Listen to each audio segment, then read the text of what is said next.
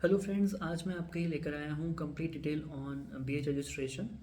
अगर आप car purchase करने का प्लान कर रहे हैं और आप कंफ्यूज हैं कि आपको बीएच रजिस्ट्रेशन अप्लाई करना चाहिए या नहीं, तो उसके लिए आप इस वीडियो को एंड तक देखिएगा। तो सबसे पहले बात करते हैं बीएच रजिस्ट्रेशन एलिजिबिलिटी क्राइटेरिया की। अगर आप स्टेट गवर्नमेंट एम्प्लॉय हैं, अगर आप सेंट्रल गवर्नमेंट एम्प्लॉय हैं, या फिर अगर आप एडमिनिस्ट्रेटिव सर्विसेज के एम्प्लॉय हैं, या फिर अगर आप किसी बैंक के एम्प्लॉय हैं, या फिर अगर आप किसी प्राइवेट कॉर्पोरेट में वर्क करते हैं जिसकी 5 से ज़्यादा स्टेट्स या फिर यूनियन टेरिटरीज़ में ब्रांचेस हैं, तो आप बीएच रजिस्ट्रेशन अप्लाई करने के लिए एलिजिबल हैं। बात करते हैं बीएच रजिस्ट्रेशन अप्लाई करने के प्रोसेस के बारे में। तो अगर आप सेंट्रल गवर्नमेंट, स्टेट गवर्नमेंट या फिर एडमिनिस्ट्रेटिव सर्विसेज के एम्प्लॉई हैं, तो उस केस में आपको फॉर्म 20 फिल करना होता है बीएच रजिस्ट्रेशन अप्लाई करने के लिए। ये फॉर्म 20 आप परिवहन.gov.in पे जाकर भी अप्लाई कर सकते हैं, या फिर आप अपने लोकल आरटीओ ऑफिस विजिट कर सकते हैं।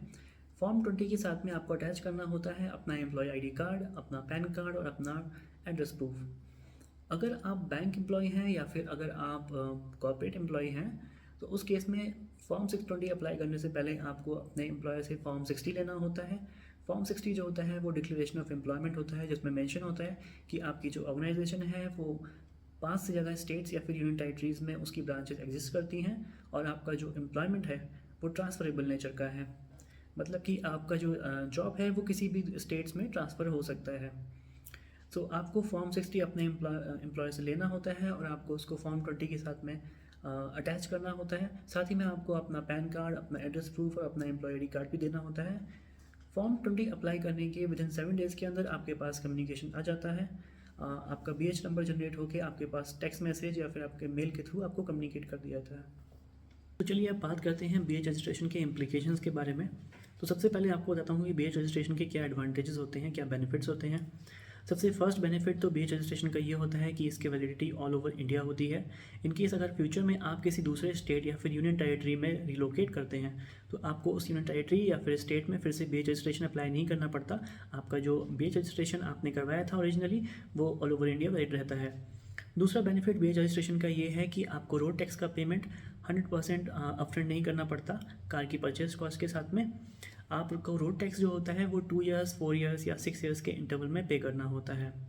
थर्ड बेनिफिट ये है कि रोड टैक्स का जो आपको पेमेंट करना होता है 2 ईयर्स, 4 ईयर्स या 6 ईयर्स के इंटरवल में, ये आप ऑनलाइन भी कर सकते हैं। आप परिवहन.gov.in पे जाके अपना रोड टैक्स पेमेंट कर सकते हैं। आपको हर 2 साल, 4 साल या फिर 6 साल के बाद अपनी कार का फिटनेस नहीं कराना पड़ता, आपको लोकल आरटीओ ऑफिस विजिट नहीं करना पड़ता, जिससे आपका काफ़ी टाइम और कॉस्ट सेव होता है। फोर्थ बेनिफिट बीएच रजिस्ट्रेशन का ये है कि बीएच रजिस्ट्रेशन के केसेस में जो रोड टैक्स की रेट एप्लीकेबल होती है वो नॉर्मल प्रोसेस से 2% कम होती है। सो फॉर एग्जांपल, अगर आपने 20 लाख की कार परचेज करी है, तो नॉर्मल प्रोसेस के अंडर आपका जो रोड टैक्स एप्लीकेबल होगा वो 12% होगा, बट बीएच रजिस्ट्रेशन के अंडर आपका जो रोड टैक्स का रेट एप्लीकेबल होगा वो 10% होगा। अब बात करते हैं कुछ इंपॉर्टेंट पॉइंट्स की जो आपको ध्यान रखने हैं जब आप बीएच रजिस्ट्रेशन अप्लाई करने जा रहे हैं। फर्स्ट पॉइंट ये है कि बीएच रजिस्ट्रेशन जो होता है वो ईवी पे एप्लीकेबल नहीं होता है। अगर आप इलेक्ट्रॉनिक व्हीकल परचेज करने का प्लान कर रहे हैं तो ध्यान रखिए कि आपको बीएच रजिस्ट्रेशन नहीं मिलेगा। सेकंड पॉइंट ये है कि अगर आप बैंक के एम्प्लॉयज़ हैं या फिर अगर आप प्राइवेट कॉर्पोरेट के एम्प्लॉय हैं और आप बीएच रजिस्ट्रेशन अप्लाई करने का प्लान कर रहे हैं, तो आपको ध्यान रखना है कि आपका जो फॉर्म 60 हो वो उसी आरटीओ ऑफिस की ब्रांच को एड्रेस होना चाहिए जिस आरटीओ ऑफिस में आपके पेपर सबमिट होने जा रहे हैं, आपका एप्लीकेशन सबमिट होने जा रहा है। बिकॉज कई बार ये होता है कि आपका जो फॉर्म 60 होता है वो किसी दूसरे आरटीओ ऑफिस को एड्रेस्ड होता है, या फिर उसमें सिर्फ लिखा होता है टू रोड ट्रांसपोर्ट ऑफिसर, उसमें ब्रांच का नाम नहीं होता है या फिर आरटीओ ऑफिस का नाम नहीं होता है। तो उस केस में क्या होता है कि आपका जो केस होता है वो रिजेक्ट हो जाता है। तो आपको इन 2 पॉइंट्स का बहुत ध्यान रखना है जब आप बीएच रजिस्ट्रेशन अप्लाई करते हैं।